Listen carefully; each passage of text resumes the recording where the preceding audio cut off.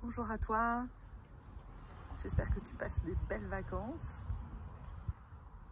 Je te propose une capsule, comme diraient les Canadiens, une capsule concernant l'accomplissement. S'accomplir, c'est bien au-delà de la réussite sociale, même si ça peut aller de pair. Mais pour moi, l'accomplissement, c'est réussir à devenir qui on est.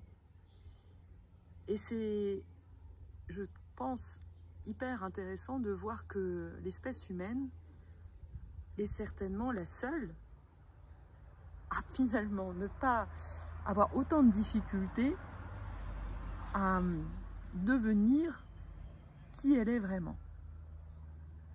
Un poussin, quand il naît, eh bien, il ne se pose pas la question de savoir s'il va devenir un lapin ou un chien. Non. Il grandit, il devient poule ou canard, mais il sait qu'il devient, même s'il y a l'histoire du vilain petit canard, mais globalement, il ne se pose pas trop de questions. Nous, les humains, on est les seuls à finalement se mettre des bâtons dans les roues et s'empêcher, ou en tous les cas laisser la société, des personnes extérieures, des influences extérieures, des autorités extérieures, nous dicter ce que l'on doit faire et ainsi nous perdre sur le chemin de la réalisation de soi. Et c'est ce qui conduit, bien évidemment, à cette sensation d'incomplétude, cette sensation de vide intérieur, de manque de sens, de manque de motivation et de manque de vitalité. C'est ce qui conduit au burn-out. Parce que en réalité, tu comprends bien que si tu t'enfermes dans une vie qui n'est pas la tienne, c'est un peu comme un cheval, un Mustang, que tu enfermerais dans un box et que tu obligerais à faire tourner dans un manège avec sur le dos des élèves qui te tirent dans la bouche, alors que le Mustang, il est fait pour galoper dans des steppes, dans la liberté.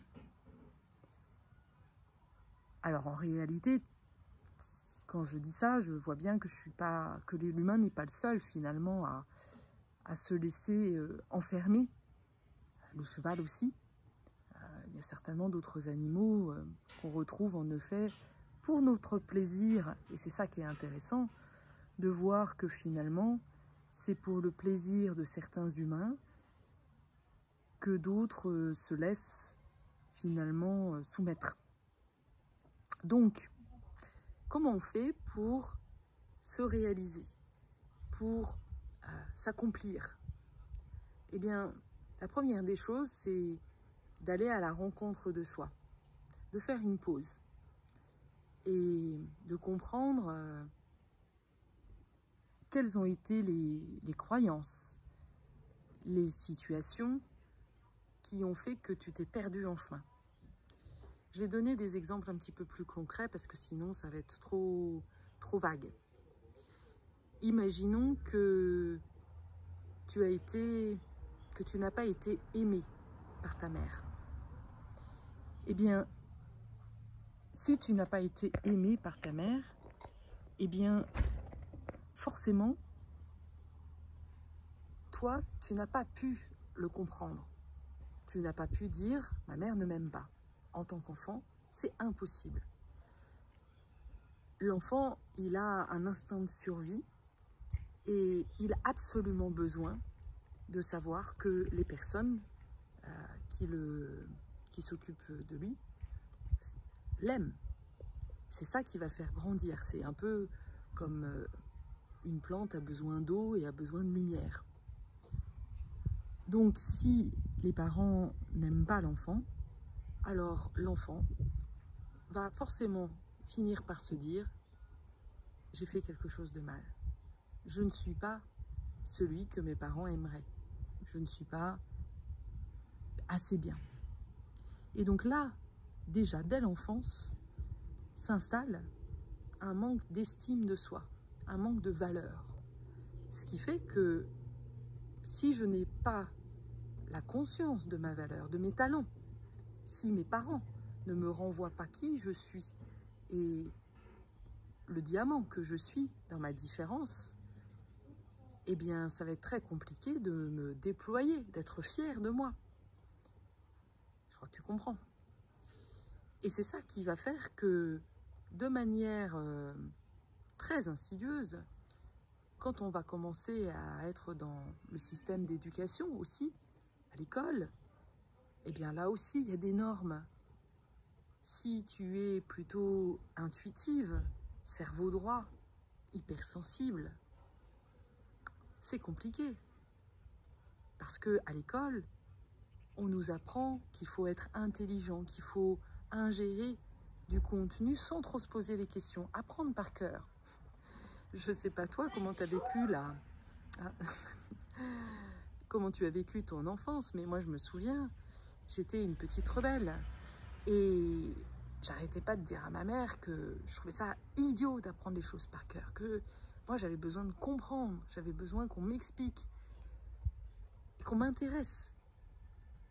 Mais non, on me disait que j'étais une bonne à rien, que j'étais une tête de mule, et que si je n'apprenais pas par cœur, c'est que j'avais un problème. D'ailleurs, très tôt, à 9 ans, je ne voulais pas faire un losange, donc on avait décrété que je n'étais pas normale.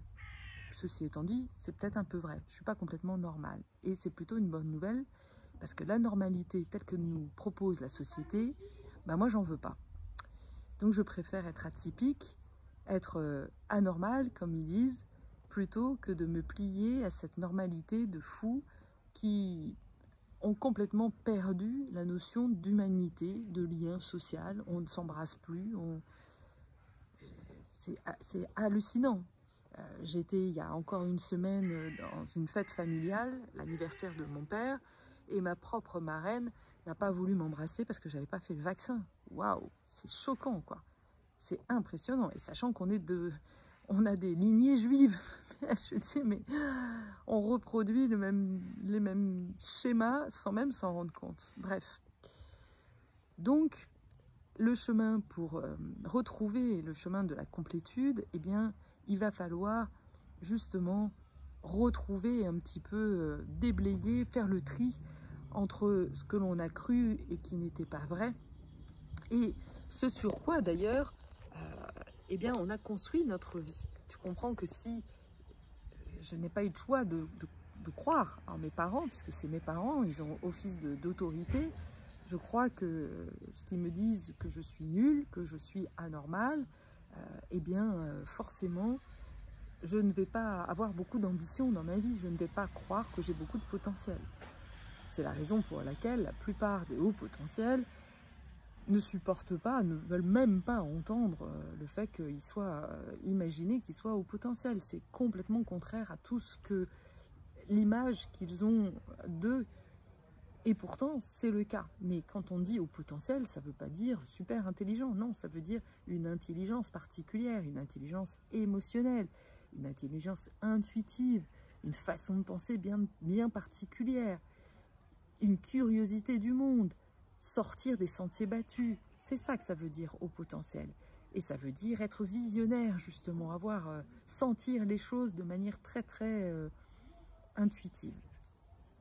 Donc, aujourd'hui, je crois qu'il est vraiment urgent qu'on fasse une pause, nous les humains, pour retrouver justement ce chemin de la complétude et de la réalisation de soi, pour sortir justement des schémas dans lesquels on ne se retrouve plus. Les boîtes, les entreprises qui nous pressurent, qui nous donnent des ordres et qui ne savent même pas où ils vont, qui font des réorganisations à tout va, qui prennent des gens pour des girouettes et qui font souvent d'ailleurs des injonctions contraires. Donc tout ça rend fou, Et il y a un moment donné, si on ne veut pas devenir folle, devenir fou, eh bien il va falloir retrouver qui on est à l'intérieur de soi. Donc ça demande d'aller justement à la rencontre de notre inconscient, d'aller voir aussi toutes les croyances de l'inconscient collectif dans lequel on baigne. Et ça, c'est vraiment important de comprendre que de manière complètement inconsciente, on a des croyances, des limitations, et surtout en tant que femme, être une femme, c'est forcément dépendre d'un homme. Être une femme, c'est forcément être faible. En tant que femme, c'est interdit, enfin c'est pas possible d'être puissante. Ou alors si on est puissante, on est forcément colérique et on est hystérique. Il y a plein d'étiquettes qui nous sont collées comme ça et qui fait que nous-mêmes, on s'interdit. Et pour le savoir, pour le sentir, c'est hyper intéressant de voir que quand on te présente une photo, par exemple, avec une femme avec des écouteurs dans les oreilles, forcément, tu vas penser à une femme qui est opérateur téléphonique, par exemple, ou qui est dans un centre d'appel. Tu ne vas jamais imaginer qu'elle peut être, par exemple, pilote de ligne. Et même si tu es une femme, moi j'ai fait un workshop un jour avec une femme qui nous montrait ces images-là, et je me suis rendu compte que moi-même, instinctivement, je pense plus facilement à une femme qui est dans un centre d'appel plutôt que pilote de ligne. Ça montre bien que on nous programme quelque part pour être dans des positions de soumission, dans des rôles bas de gamme, et non pas être au top des entreprises et dans des positions où on est vraiment au devant de la scène. Donc c'est vraiment important d'aller comprendre tout cet inconscient, sachant que on fonctionne et on pense à 95% avec notre inconscient. Donc dans la mesure où cet inconscient reste inconscient, on continue à fonctionner avec des schémas qui sont finalement contraires à nos valeurs profondes. Mais pour remettre tout ça dans l'ordre, il va falloir déblayer un petit peu. C'est comme avoir un espèce de puzzle que tu reconstitues au fur et à mesure et où tu vas revisiter justement toutes les croyances, toute la façon dont tu penses, que tu crois qui tu es d'ailleurs. Ça commence par là, hein, l'image de soi, et de comprendre que tu as des talents qui n'ont peut-être pas, et sûrement qui n'ont pas été valorisés par la société, par tes proches, mais c'est pas parce que eux ne l'ont pas valorisé que ce ne sont pas des talents merveilleux. L'intuition, la hypersensibilité sont des énormes qualités dans certaines fonctions. Et aujourd'hui, d'ailleurs, de plus en plus, on va avoir besoin de ça. Parce que ce n'est certainement pas avec notre cerveau que l'on va pouvoir réinventer ce monde. C'est au contraire en étant en connexion avec notre intuition. Et c'est pour ça que les femmes ont de plus en plus de rôles à jouer dans cette société, dans cette humanité. Mais pour ça, il faut que la femme se prenne en main et ne se sente plus, sorte de ce rôle de victime, de soumission, et qu'elle décide de se prendre en main, de croire en elle, et qu'elle arrête de donner tout le pouvoir à des dirigeants, à son mari, à je sais pas qui, et qu'elle décide elle-même, elle fasse le choix de la personne avec laquelle elle va s'accompagner, elle va être accompagnée, et du chemin qui vibre en elle. Et c'est en écoutant ce qui vibre en elle qu'elle va enfin pouvoir se découvrir. Donc si ça te tente, n'hésite pas à me contacter. Il y a le lien dans la description. Tu peux aussi simplement m'envoyer un mail à bienvenue@differentiel.fr ou aller sur mon site differentiel.fr et tu verras, tu trouveras toutes les informations pour me contacter et aussi les accompagnements que je propose. À bientôt!